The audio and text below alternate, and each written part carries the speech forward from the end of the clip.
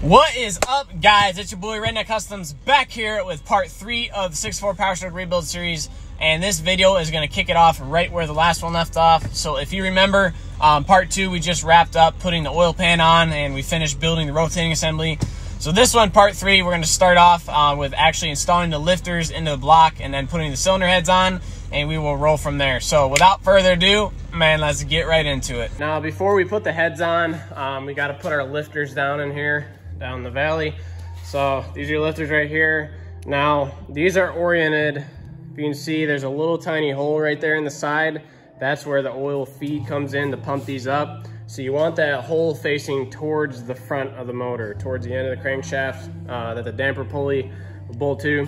So to install these, I have a little dish of clean engine oil. I dunk them in there, let them fill all the way up with oil, and then just drop them right in. Make sure your oil feed hole is facing towards the front of the motor. Once you get all 4 of them in per little side here, take your plastic retainer. As you can see, these have kind of 2 ribs and then one like half moon shape. I put the 2 ribs facing down towards the pistons, just so there's more thrust surface area. So stick them in, put your 10mm bolt on. Those will be done, good to go. As soon as those are done, brake cleaner and clean rag, clean all the oil, all the residue off the deck surface here, and then grab your head gaskets. They're gonna have 2 dowels with them. They go up here in the corner and up here in the corner. Put your dowels on, put your head gaskets on, grab your head over here, make sure all the oil and residue is cleaned off of the head surface where it mates the gasket. Drop your head on, and then I will come back to you once I have the head on, and I will show you what we're gonna be doing with the studs. I'm gonna be using the Arp Head Studs on this particular motor, and I'll show you what's going on with that. Now that you have your heads on, we're gonna go ahead and torque these bad boys down. So I'm using the Arp Head Studs. These are what they look like. Go ahead and lube up the coarse end of the stud. That end's gonna go in the block. These, it calls for just hand tight, so tighten them down hand tight with an Allen wrench, just like that. And then grab your washer, put some of the ARP lubricant on it, both sides, get nice and lubed up, drop your washer on. Put some lube on the fine thread end of the stud that's sticking out of the head. Tighten your nut down, and then torque spec for these studs. This piece of paper they sent with it. We're gonna go 90 foot-pounds, 180 foot-pounds, and then 275 foot-pounds. This is your torque sequence. So you go right down the middle. 1, 2, 3, 4, 5, 6, 7, 8, 9, 10. So you go 90, 180, 275. And then these last 5 up here on the top, these little guys, which I don't have them in yet, those little guys are only gonna get 25 foot-pounds. It's a little M8 bolt. So if you're doing head studs, ARP head studs, that's how you're gonna torque those. If you're doing regular head bolts, same torque sequence, but different torque. So if you're using regular head bolts, you're gonna tighten them down to 70 foot-pounds, then loosen them all, then tighten them down to 115 foot-pounds, and then you're gonna give it 2 90-degree turns. So that's what's nice about that snap-on ratchet, is you can do angle on it. So tighten down to 115 foot-pounds if you're using a stock head bolt, and then 90-degree turn, go through all of them, and then a second 90-degree turn. So 115 foot-pounds and then a total 180-degree turn, and it's good and torqued. And then for the little bolts, it just calls for 23 foot-pounds if you're using the stock bolts. So that's how to torque your heads. This is what they're gonna look like when they're all done. I just gotta put the little M8 bolts up in the top here. So I'm not sure what I'm gonna do next. I've gotta decide. I don't know if I'm gonna do front covers. I will say, when you go to torque these head bolts, they're an absolute beast. ARP studs, 275 foot-pounds, that's a lot of torque. The head bolts, you're doing 115 foot-pounds plus 2 90-degree turns. You're gonna have this thing strapped good to get them torqued. What I typically do is I will put the whole engine on the floor right here between the 2-post lift, and I will strap it crisscross to both sides of the lift to kind of hold it from twisting. And then I'll get a big long jack handle, put it on my torque wrench, and just go to town with them. Be careful, don't hurt yourself. It's easy to throw your back out doing this. So now that your heads are done, we're gonna move on to the next thing. I'll decide what that's gonna be, and then we'll go from there. All right, so next thing I did, I went ahead and bolted on just the random stuff that gets bolted into blocks. I put the motor mounts on, 4 bolts each for that. These get red Loctite on them. Very important because these vibrate a lot. Don't want them to come loose. Coolant heater for the winter time. This gets plugged in a 110 outlet. Put that back in. That gets a new O-ring on it. There's going to be coolant plug, one here, one the same place on the other side. Those both get new O-rings on them as well. Motor mount on this side, same thing. There's an oil, this little nipple right here that goes up to the crankcase vent. That gets a new O-ring on it as well. You can put that back in. I put in the crank sensor and the cam sensor over here on this side. Those are both new, right from Ford. If you're gonna replace them, I would definitely recommend going right to Ford for them. Don't mess with AutoZone or Napa or anything like that. Just haven't had good luck with their electronic stuff. Next thing I'm gonna do is put on the adapter plate for the transmission. So this is where your rear main seal goes in. It comes with this wear sleeve right here that goes on the crankshaft. So put some red Loctite on the inside of this, drive it on until it's just flush with the end of the crankshaft here. And then when you bolt on the little adapter plate over there, or the little ring that goes between the flex plate and the crankshaft, that will force it in farther if it needs to.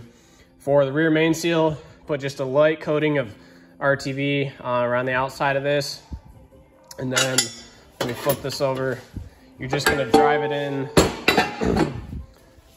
pretty much flush with the outside of this, maybe like a 1/16 of an inch set down in there. And then when you go to bolt this on at the back of the motor, there's gonna be 8 of these 8mm bolts, 10mm bolts around the outside of it. And then that will be good to go from there. I think I'm probably gonna go ahead and put the front cover on. So let me get that cleaned up and I'll show you what we got going on with that. So I was gonna do the front cover next, but I just realized that I have to pull it off the other truck that's outside still. So I'm gonna go ahead and start on the valve cover stuff. So the first thing you can do is put your glow plugs in, 10mm. There's 4 of them on each side. Put them in, then you can put your rocker box on, this guy right here. There's a gasket on the bottom. Put a new gasket right there for the high pressure fuel rail. Make sure your wiring harness is in there, obviously. And then there's gonna be a bunch of 8mm bolts all the way around the outside. Next, go ahead and put your push rods in. So if you notice, there's a copper end and a silver end. Copper end always goes up towards the rocker arm. So just dip the silver end in some clean engine oil and then drop it down in there. Wiggle it around a little bit till you feel it kind of seat down in the lifter, and you're good to go. Next, you're gonna put the injector in. So for the injector, you want the lines facing backwards on the passenger side and the lines facing forward on the driver's side. So change your O-ring right there, the white one. Put some clean engine oil on it for lubrication. Change the crush seal on the bottom. Let me grab one over here.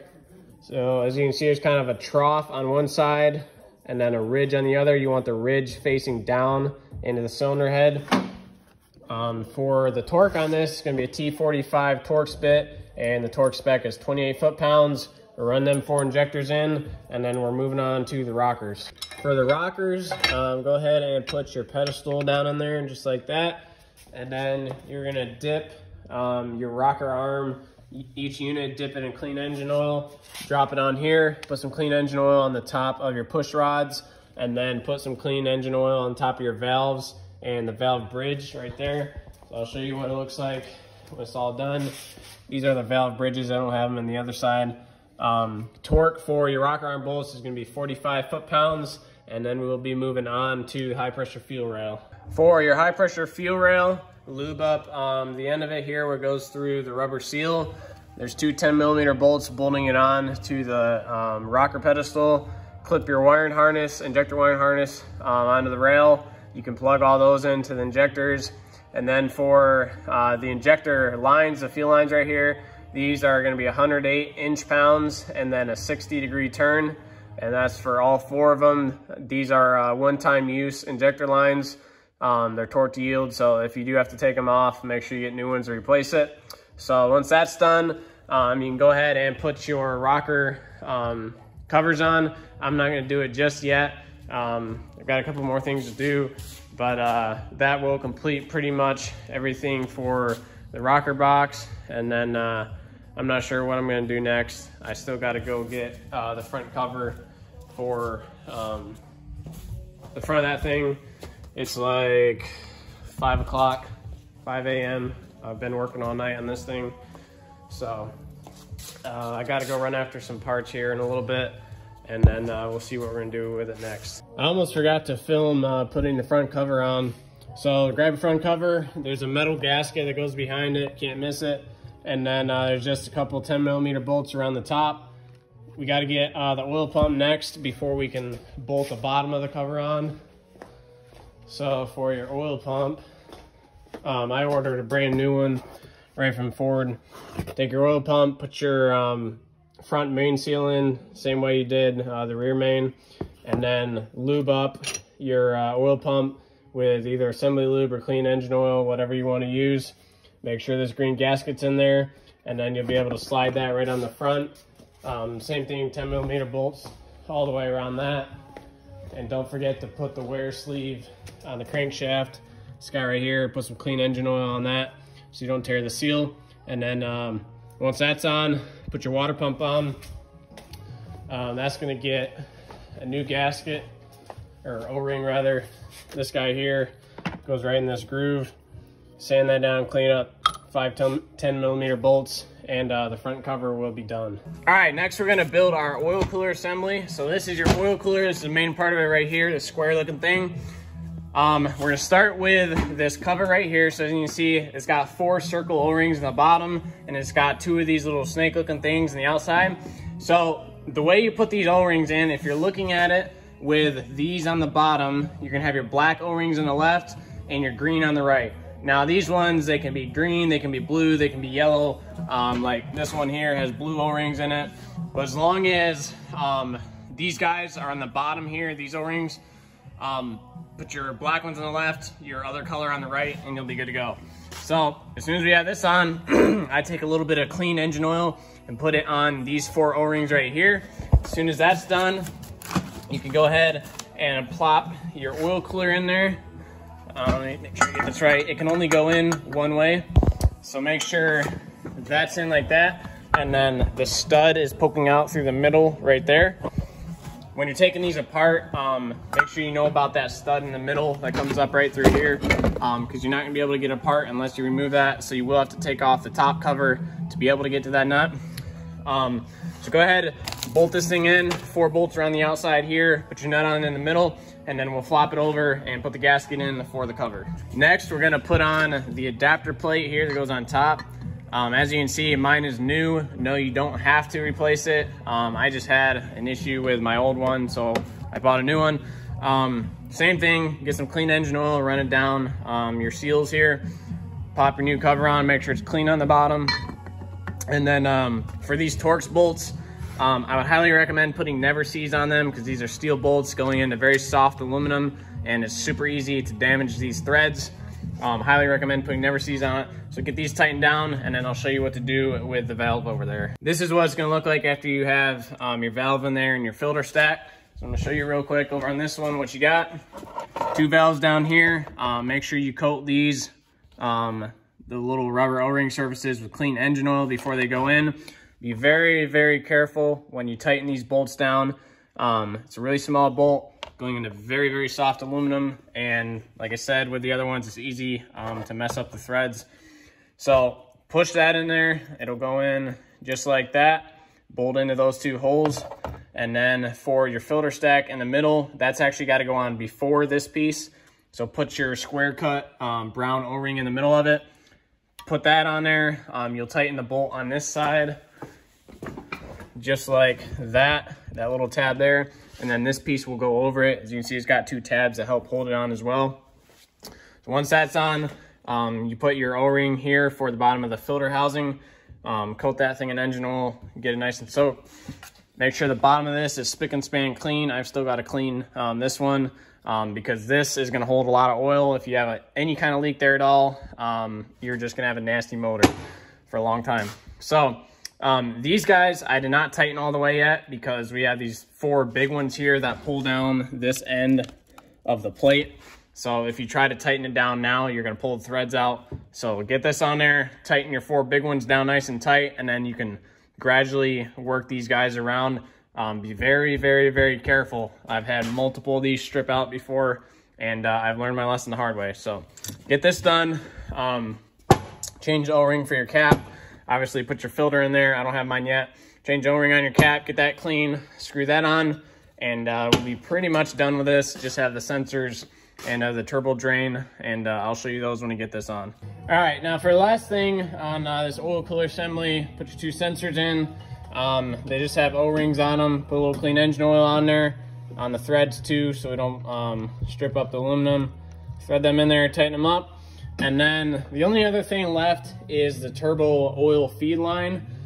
Just gets an O-ring on the bottom. I'm not gonna put this in yet because it tends to kind of get kinked back right there when you're putting the turbos on, and I don't want that to get torn or start leaking or anything. So I'm gonna put that in after I get the turbos on the engine and everything. Make sure you don't lose these bolts that hold the oil cooler down, or this one that holds down that feed line. And then just stuff a clean rag in that hole so no junk or dirt or anything gets in there. And this thing will be all set, ready to go on the motor. After you get your oil cooler bolted onto the block, grab the turbo pedestal over here, put your new gasket on underneath it, and then this is gonna drop right over here behind the oil cooler.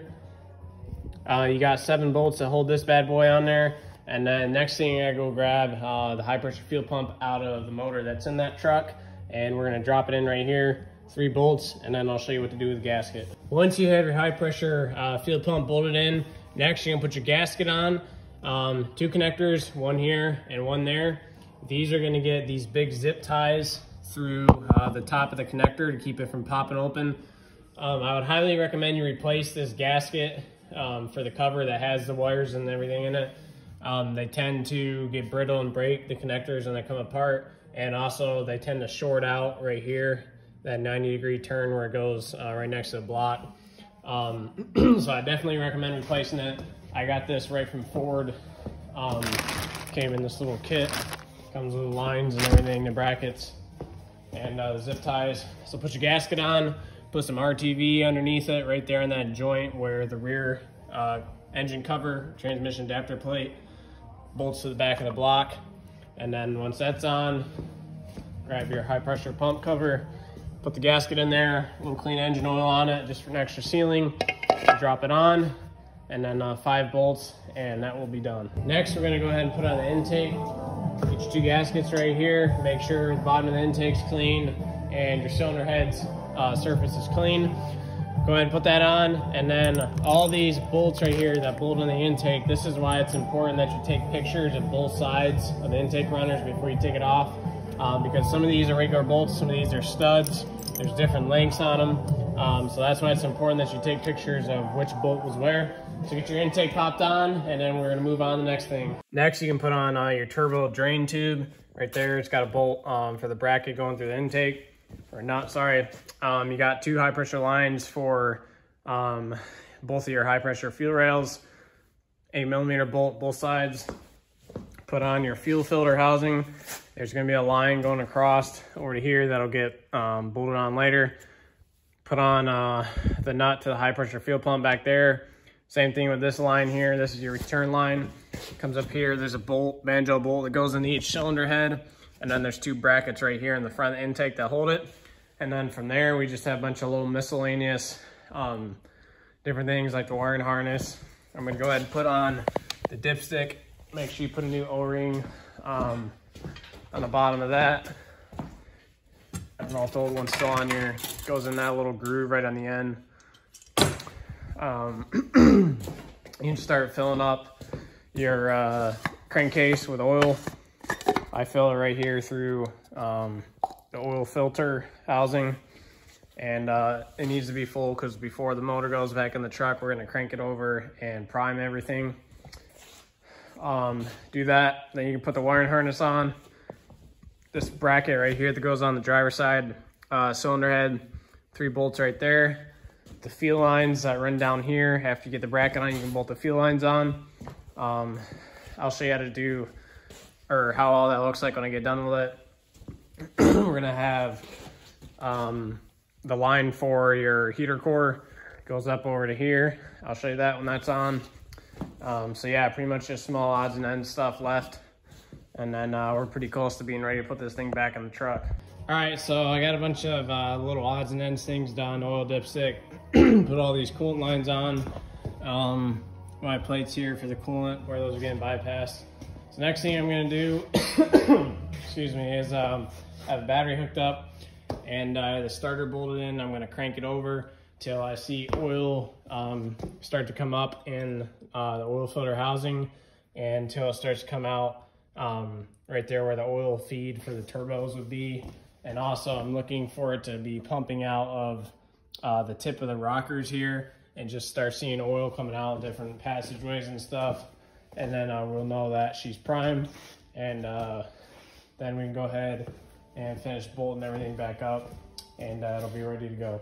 All right, guys, that is gonna wrap up part 3 of the 6.4 Powerstroke rebuild series.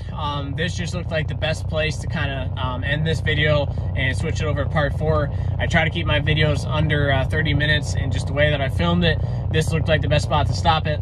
So part 4, we're gonna kick that off with actually building the turbos. I looked all around on YouTube. I couldn't find a video of anybody showing how you actually put one of them together. I didn't film the process of taking it apart because that's straightforward. You just beat everything apart with a hammer pretty much.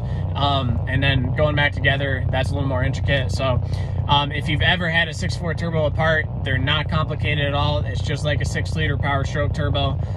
Same thing, VGT ring. They're just, the housings are a little bit different, but it's just like any other turbo, any Cummins turbo. You've got your bearings in there, a couple sleeves, spacers, seals, your little wear rings and stuff. So it's very, very simple actually. I will show you what all that looks like in part 4, which is hopefully going to be up right behind this.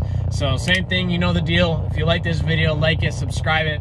That keeps pumping the channel up. I am looking into getting some merch done at some point. I want you guys to comment down below if you're interested in anything like that. Like this hat right here says Redneck Customs on it. I've had that made. These shirts say Redneck Customs on them. If that's something you guys are interested, comment down below. Let me know. I haven't really dug into it too far yet. I need to find a good reputable company to partner with to be able to do this. Obviously anything that I put out is going to be quality. I hate cheap merch. I've bought a lot of that in the past myself. You buy like a $30 shirt that you can wear once, or you buy a shirt that you think is a large and ends up being like an extra small or medium, and I'm not a big fan of that. I like quality clothing. If I'm going to wear it, I want it to be nice. So if I do this merch thing, I'm going to do it right from the get-go. So let me know down in the comments if you're interested in anything like that, hats, shirts, anything else, and I will proceed with that. So like I said, that's gonna wrap up part 3. Part 4 will hopefully be up right behind this one, and I will see you guys over there. Thanks for watching.